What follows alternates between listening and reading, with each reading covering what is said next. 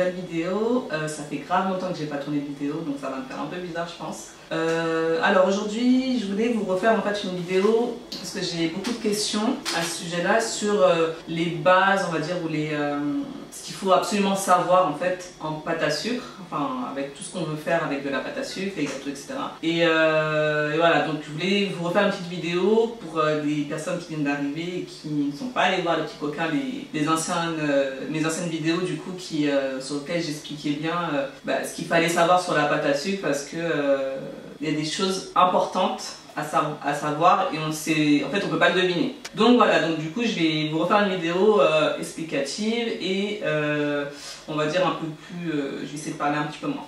Donc voilà, c'est parti. Donc la première chose qu'il faut savoir en pâte à sucre, c'est que enfin je dis en pâte à sucre, vous me comprenez, je vais pas dire en cake design parce que c'est un peu plus vaste, mais avec la pâte à sucre, ce qu'il faut savoir c'est que elle ne se conserve pas au frais, donc on ne peut pas la mettre au frais.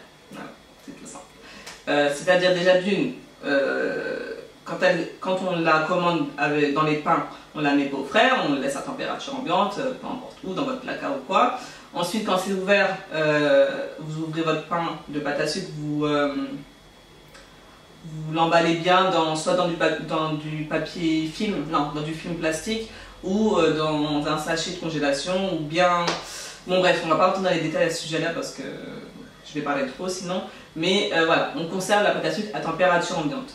Que ça soit utilisé ou encore emballé. Donc quand vous recouvrez votre gâteau de pâte à sucre, on ne met pas le gâteau au frais. Voilà. C'est vraiment le plus important et c'est la question qu'on me demande tout le temps.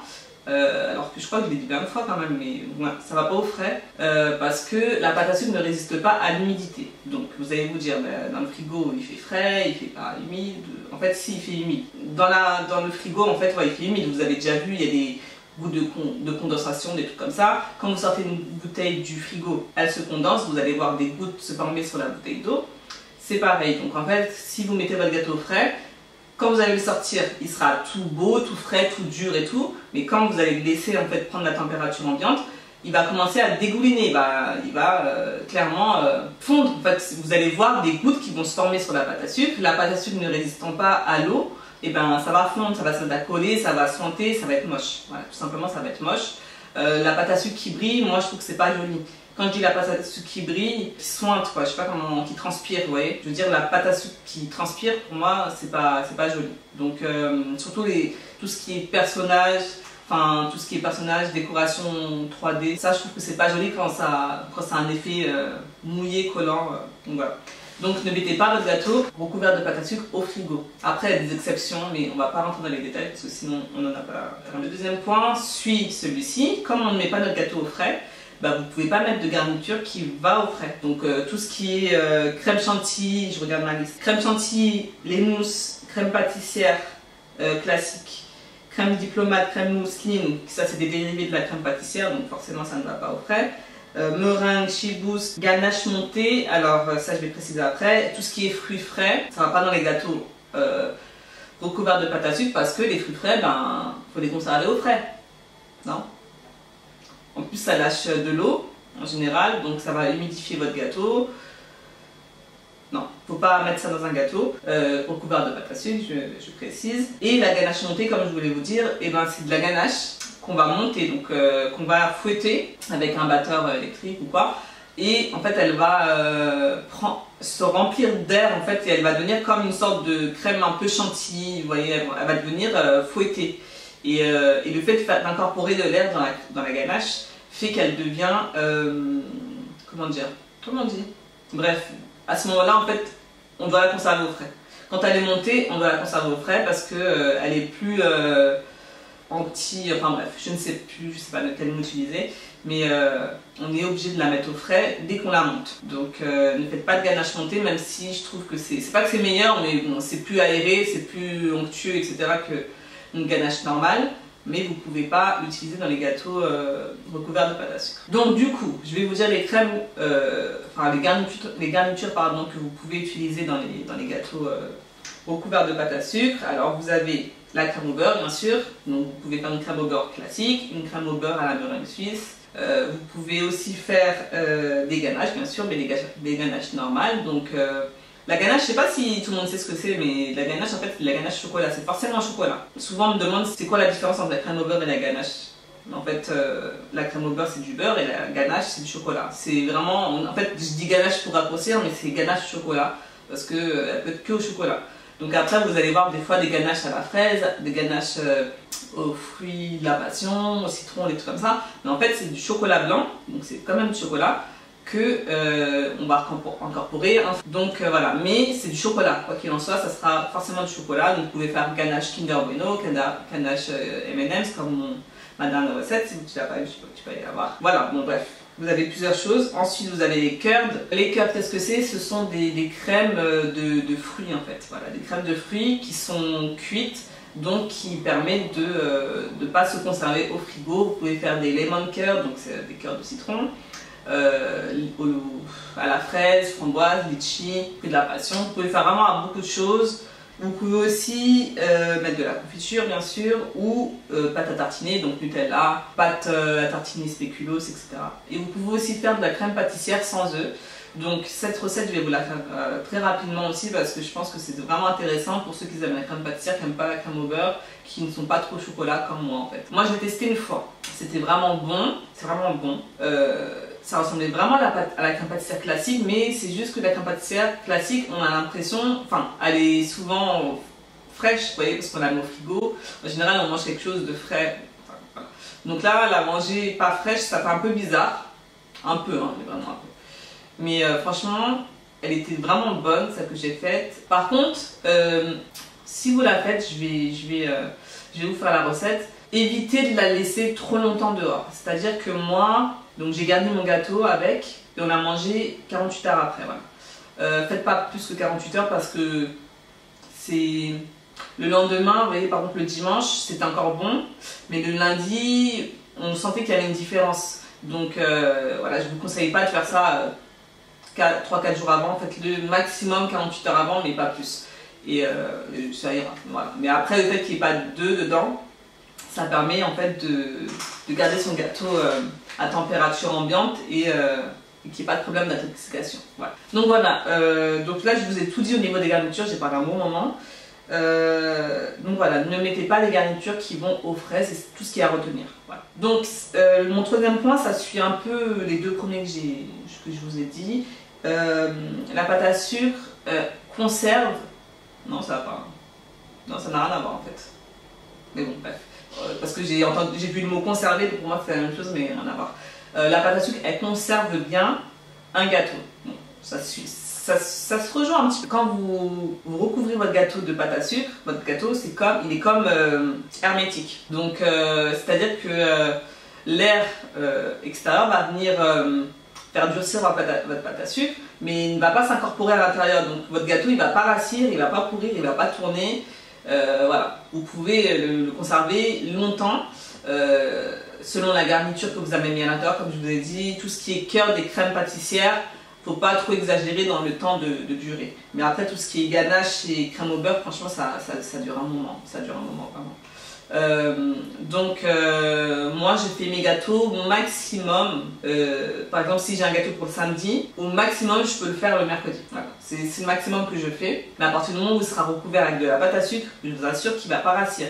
Souvent on me demande oui mais je peux pas faire le gâteau, le gâteau il est pour le samedi à 18 h, on me dit je peux pas le faire le vendredi matin parce que c'est quand même pour le samedi 18 h, mais si, mais tu peux même le faire mercredi comme je te dis, il n'y a pas de souci en fait, du moment que vous avez recouvert votre gâteau de pâte à sucre, recouvrez-le rapidement et puis après vous avez vraiment pas de problème. Je vais vous dire un truc, au tout début que j'ai commencé la pâte à sucre, j'avais fait un gâteau pour l'homme.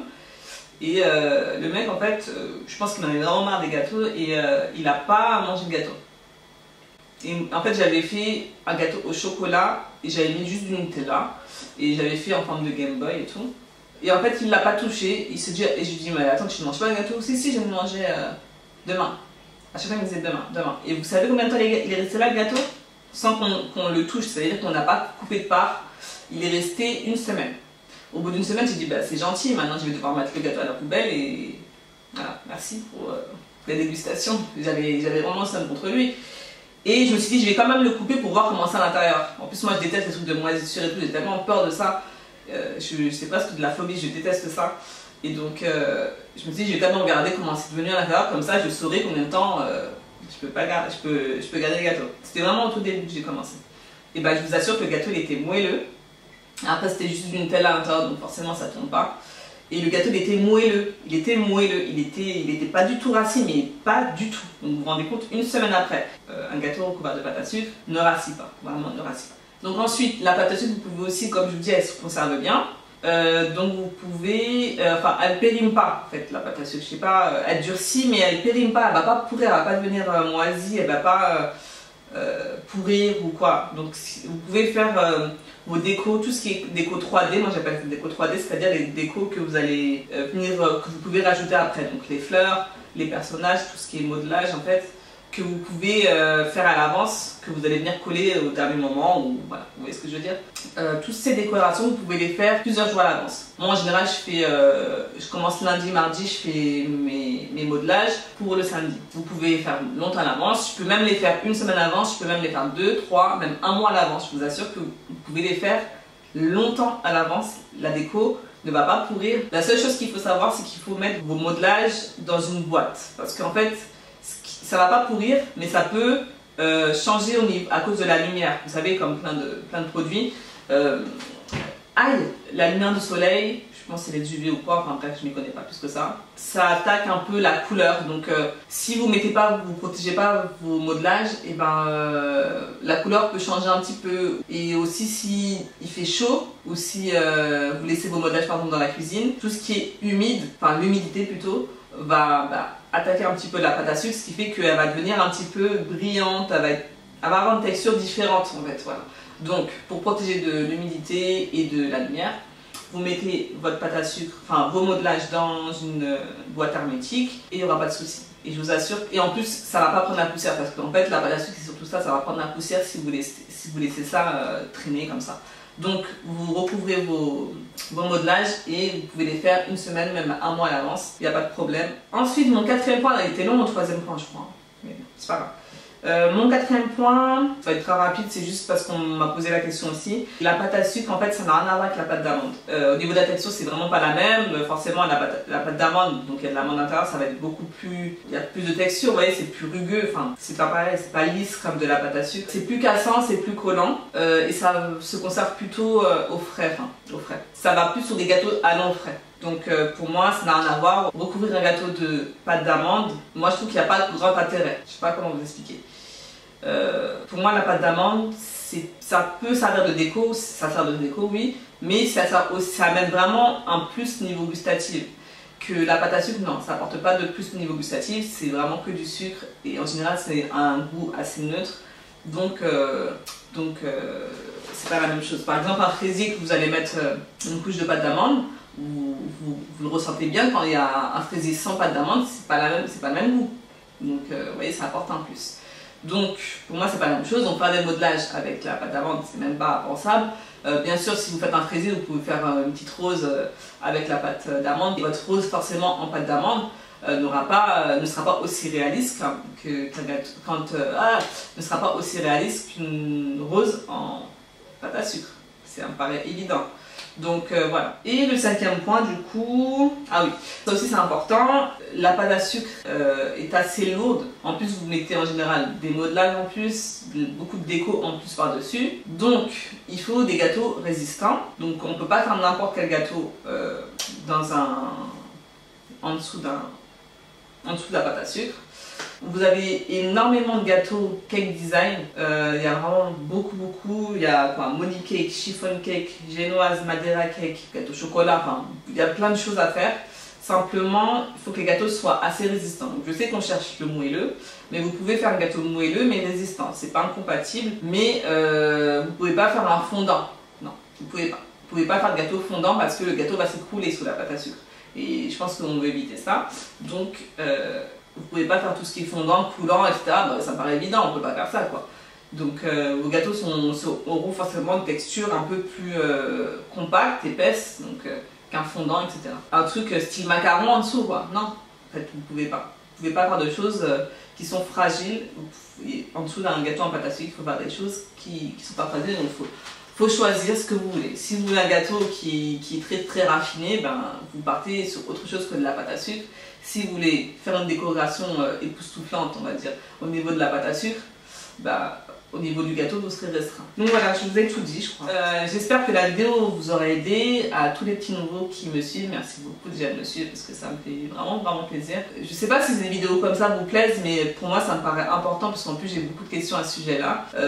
Je vois que c'est pas forcément celles qui sont les plus regardées, mais je vous assure que c'est important. Et surtout, ça vous évitera de commettre des erreurs en fait bêtes. Donc si je peux vous aider à pas perdre du temps comme moi j'en ai perdu auparavant, je trouve ça bien. Donc ben voilà, j'espère que la vidéo vous aura plu.